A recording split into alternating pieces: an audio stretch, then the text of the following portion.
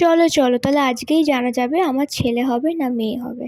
যদি আমি পায়েসের বাটি তুলি তাহলে নাকি আমার মেয়ে হবে, আর যদি আমি শিলনোড়া তুলি তাহলে নাকি আমার ছেলে হবে। এটাই নাকি নিয়ম।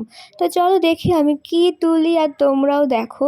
আমি জানি না এটা আদৌ সত্যি হয় কি না। তো এখানে দেখো আমি পায়েসের বাটি তুলেছিলাম, নাকি আমার মেয়ে হবে।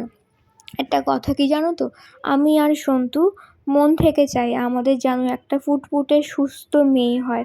কারণ আমার খুব ইচ্ছা আমার একটা মেয়ে হবে, আর সন্তুরও ইচ্ছা যে আমাদের একটা মেয়ে হবে। কারণ একটা মেয়েকে কত সুন্দর সাজানো যায়, তাই না? তো যাই হোক, আমার ছেলে হোক বা মেয়ে হোক যেন সুস্থ হয়, তোমরা সবাই আশীর্বাদ করো। আর কয়েকটা মাসের অপেক্ষা, তারপরে কি হবে সেটা তো দেখাই যাবে। তো এটা আমার মনে হয় সবাই আনন্দের জন্যই করে। এটা নিয়ে মানে এটার কোনো মানে হয় কি না আমার জানা নেই। আগেকার দিনে করতো তাই হয়তো এখনও এগুলো মেনে চলে।